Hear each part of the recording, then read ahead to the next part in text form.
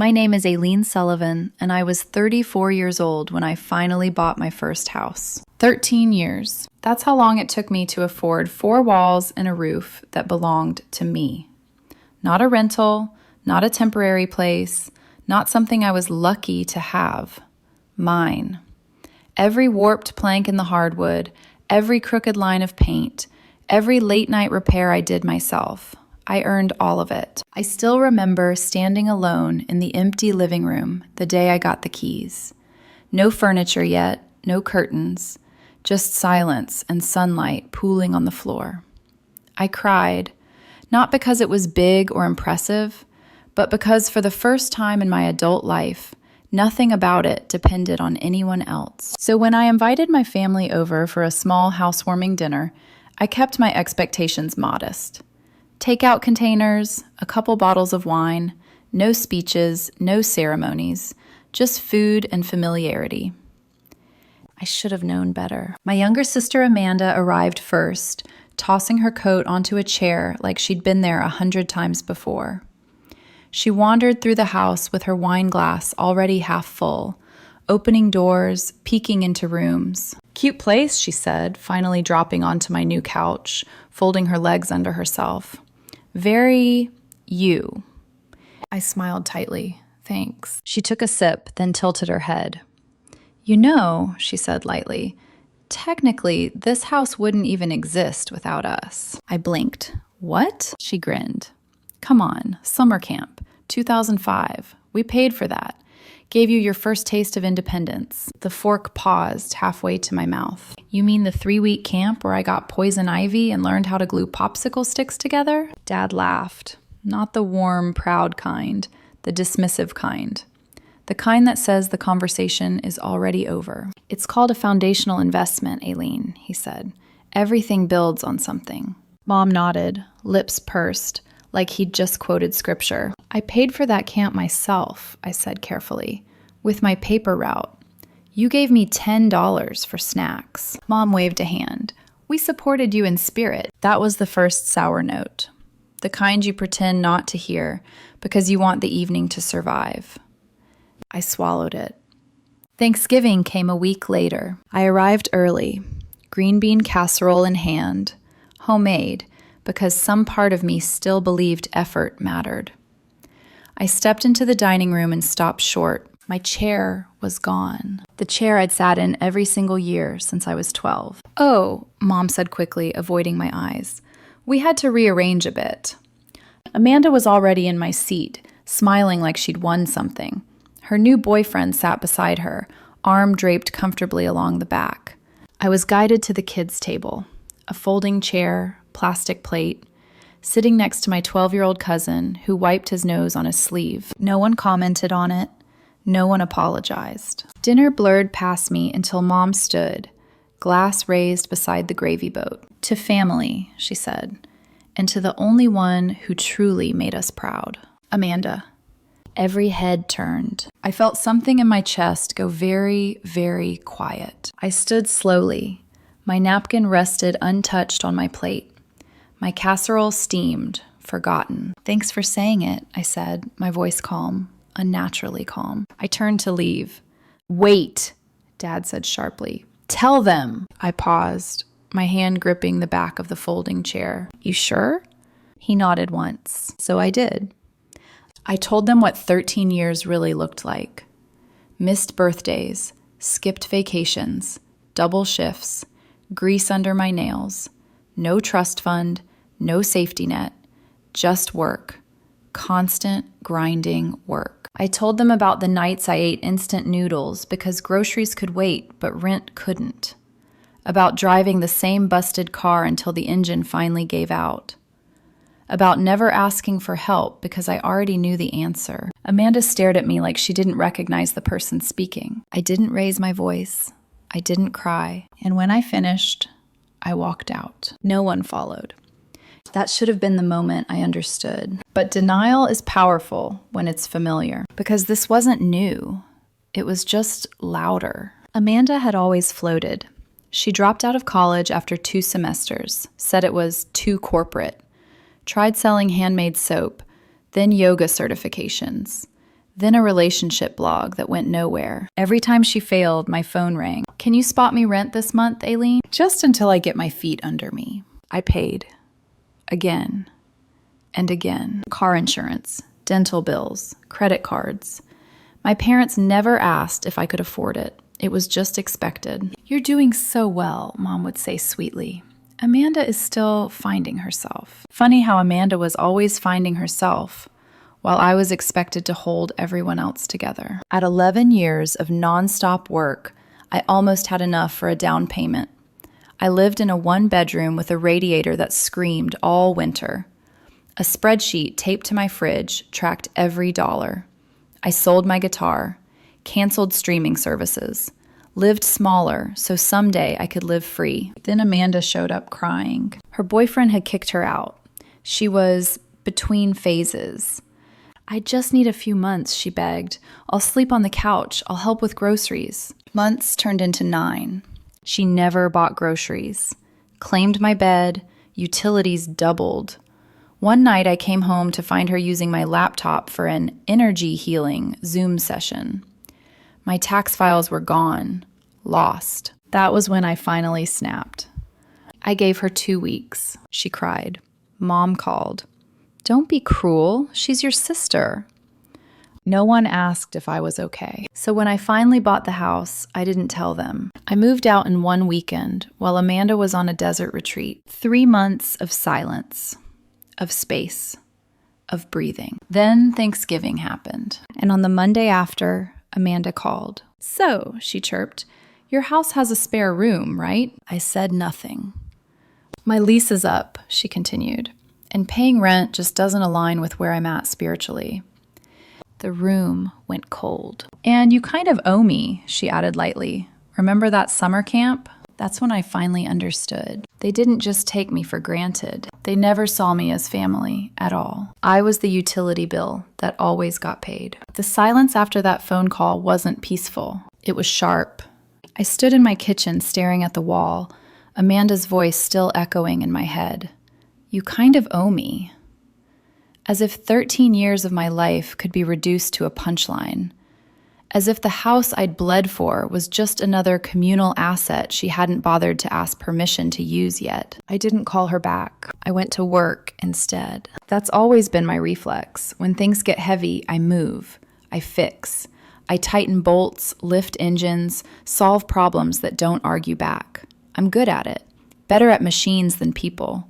Machines don't guilt you for setting boundaries. By the end of the day, my hands were raw, my back screaming, but my mind was clearer than it had been all week. This wasn't about the spare room. It never had been. It was about the role I'd been cast in long before I ever understood I had a choice. I remembered the first time Amanda needed just a little help. She was 21, panicked, convinced the world had misunderstood her potential. I was already working full-time, scraping by, telling myself this was temporary, that family helps family. Then there was the second time, and the third. Rent, insurance, dental bills, credit cards, emergency expenses that were never emergencies, just consequences. My parents didn't frame it as asking. They framed it as informing. Amanda's short this month. We're a bit tight because of Amanda. You're doing so well, Aileen. That phrase. You're doing so well. It was never praise. It was permission. When Amanda moved into my apartment, I told myself it was temporary. 3 months. That was the agreement. I even marked it on my calendar like a contract. She brought 3 suitcases and a yoga mat. At first, she was apologetic, helped with dishes, said thank you too often. Then slowly, so slowly I didn't notice when it started, she stopped trying. My couch became her bed, my bed became hers. Groceries disappeared, bills climbed. She slept in while I left for work at dawn, meditated while I paid rent. When I asked about her job search, she said I was pressuring her energy. When I reminded her of the timeline, she cried. And every time, my phone rang. Don't be heartless, Mom said. She's fragile, Dad added. She needs you. No one ever said I did. The night I found my tax files missing was the night something cracked. I came home exhausted, opened my laptop, and realized entire folders were gone. Amanda stood in the living room, barefoot, smiling serenely. "Oh," she said, "I moved them. I needed space for my session. I think they're on a flash drive somewhere." Somewhere. I don't remember yelling. I remember my voice shaking as I told her she had 2 weeks. I remember her sobbing. I remember Mom calling 5 minutes later like she'd been waiting by the phone. "Don't do this," she said. "She's your sister." No one asked if I could afford it. No one noticed I hadn't taken a day off in over a year. So when I bought the house, I didn't announce it. I disappeared. I packed everything I owned in one weekend while Amanda was on a healing retreat in the desert. I left the apartment clean, paid the last month's rent, didn't leave a note. The first night alone in my house, I slept on the floor. Best sleep of my life. 3 months passed. No calls, no guilt, no emergencies. Just silence and space and the sound of my own breathing. Then Thanksgiving. And now this. My phone buzzed again that evening. "Mom, you didn't have to be so cold," she said, skipping any greeting. "Amanda was just talking things through." "Talking things through with who?" I asked. A pause. "With us." Of course she was. "They think it's a great idea," Amanda said later when she called again, cheerful as ever. "They even offered to help with utilities if that's what you're worried about." My hands started to shake. "So you all made plans for my house," I said slowly, without asking me. "Oh my God, don't be dramatic," she laughed. "We're family." That word again. Family. Used like a master key. "No," I said, "this isn't happening." There was silence on the other end. "You've changed," she said finally. "Yes," I replied. I finally learned to say no. 3 days later, they showed up at my door. No call, no warning, just a knock. Loud, fast, relentless. Like the police. When I opened it, there they were. Amanda, arms crossed like a prosecutor. Mom, tired but determined. Dad in the back, jaw clenched, disappointment worn like a family heirloom. "We need to talk," Amanda said, already stepping forward. I didn't move. "About what?" I asked. Mom pushed past me anyway. "Enough of this." They walked into my living room like they still owned it, sat on my furniture, claimed my space. Amanda turned on me. "You embarrassed us." "By existing?" I asked. "No," she snapped. "By walking out. By hanging up on me like I'm some scam caller." "My problem," I said quietly, "is that none of you understand boundaries." She scoffed. "You bought a small house and suddenly you're royalty." Something in me settled.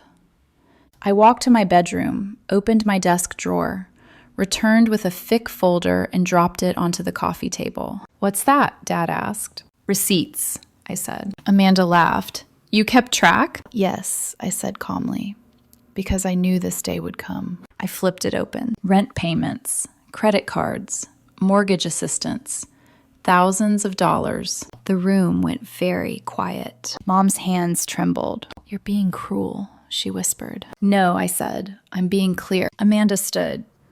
"One day you'll want family." I smiled. "Promise."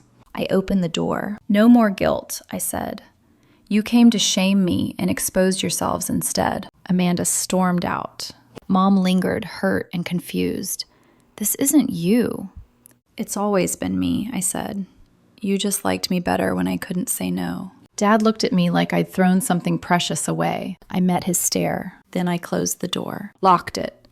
And for the first time in my life, I didn't feel guilty. The silence after I locked the door didn't feel empty. It felt earned.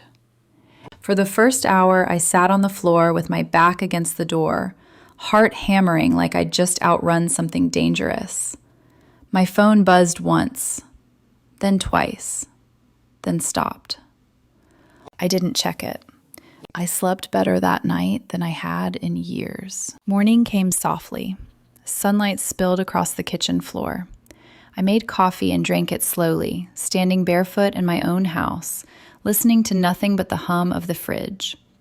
No anxiety, no guilt spiral, just quiet. That was when the messages started. Voicemails from Mom. Long, trembling. heavy with accusation disguised as concern. Text from Dad. Short. Careful. We need to talk. Amanda left 3 messages. The last one was crying. I deleted them all. That should have been the end. It wasn't. The week that followed felt like emotional aftershocks. Small reminders that cutting off supply doesn't mean the system shuts down immediately. It means it panics first. Amanda's new boyfriend called me. I didn't know his number, but I recognized the tone instantly. She's really struggling, he said. You don't have to punish her like this. Click. Mom sent an email titled, "Family is Everything." I didn't open it. Then my phone rang again. Dad. I let it ring. He showed up the following Saturday morning. I knew it was him before I looked. The knock was different, slower, less demanding, like someone asking instead of taking. I stood there for a long moment, coffee in hand, debating whether silence was enough. It wasn't. When I opened the door, he looked smaller, older. The leather jacket he'd worn my entire life sagged at the shoulders. I just want to talk, he said quietly. Talk like last time, I asked? Or talk about how I owe Amanda emotional child support for summer camp? He flinched. She's not doing well, he said. She never was, I replied. You just didn't want to see it. He sighed. You made your point. No, I said. I lived it for 13 years. We stood there, the distance between us measured in more than space. I know we took you for granted, he said finally. I'm not proud of it. I nodded once. You treated me like a fallback, I said. That's not love. That's exploitation. He didn't argue. Can I at least tell your mother you're okay? He asked. I'm great, I said, but don't expect to hear from me. I closed the door gently this time. No guilt. Later that week, something unexpected happened. An email appeared in my inbox. Subject line, thank you. It wasn't from family. It was from someone named Sarah. You probably don't remember me, it began. Amanda used to use me as a therapist. I laughed softly at that. Watching you finally stand up to her helped me walk away too. She never saw how selfish she was, but I did. For the first time in years, I feel sane. I just wanted you to know. Someone saw it. Someone saw it. I sat at my kitchen table for a long time after that. Email open, coffee cold, breathing through something I didn't have words for yet. Validation doesn't fix the past, but it quiets the lies. 6 months passed. No emergencies, no financial crises, no desperate calls. No one died. Amanda survived without free rent. My parents adjusted without my help, and I came back to life. I fixed up the spare room, not for people, but for myself. Turned it into a reading den, bought a bike, rode it at sunrise, took weekends off without explaining myself to anyone. I paid cash for a dental surgery I'd postponed for years. Booked a vacation without checking my phone every hour. Learned what it felt like to exist without being needed. The world didn't collapse. One afternoon, a voicemail slipped through from Amanda.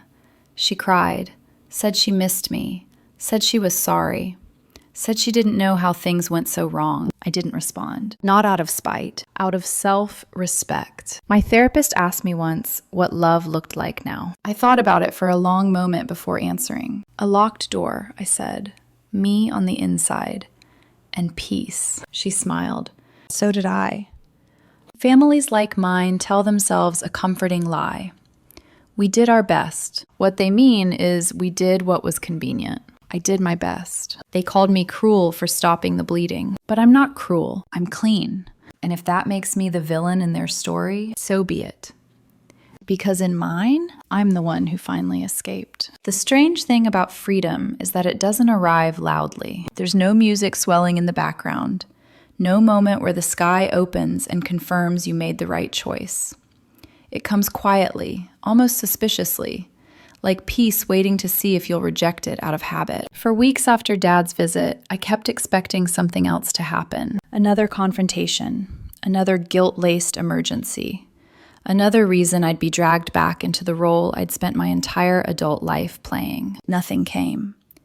The silence settled in. At first, I didn't trust it.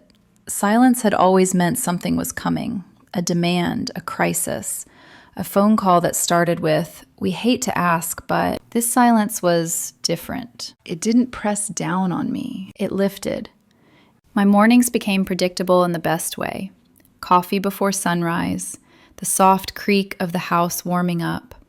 No dread in my chest when my phone buzzed, because it didn't buzz anymore. I worked less and earned more. Funny how much energy you have when you're not carrying other people's lives on your back. I stopped apologizing for rest, stopped explaining myself, stopped rehearsing arguments that never happened. And then, one Saturday, while I was reorganizing the garage, I found the old box, the one I hadn't unpacked yet. Inside were photos from childhood, holidays, birthdays, moments that looked happy from the outside. In almost every picture, Amanda was centered, laughing, held, praised. I was usually just off to the side. Even then, I didn't feel angry looking at them, just finished. That afternoon, my phone rang. Unknown number. I let it go to voicemail. It was Amanda. Her voice was quieter this time. No edge, no entitlement. "I just wanted you to know I'm staying with Mom and Dad," she said. "It's tight, but I'm figuring it out." A pause. "I miss you." I sat there listening to the end of the message, phone in my hand, heart steady. I didn't call back. Not because I hated her, because I finally loved myself enough not to reopen the door. That night, I slept with the windows open. The house breathed. So did I. A few days later, Dad sent one last message. "I hope you're okay." I typed back one sentence. "I am," and meant it. People think boundaries are walls you build to punish others. They're not. They're doors you close so you can finally hear yourself think. I used to believe love meant sacrifice, that being needed was the same as being valued, that if I just gave enough, someday it would be returned. I know better now. Love without respect is a leash. Family without boundaries is a cage. And peace is waking up in a house that doesn't owe anyone anything. Sometimes I think back to that Thanksgiving toast, to the moment my mother praised Amanda while I stood invisible, holding a dish no one would eat. They thought they were celebrating the wrong person. They weren't.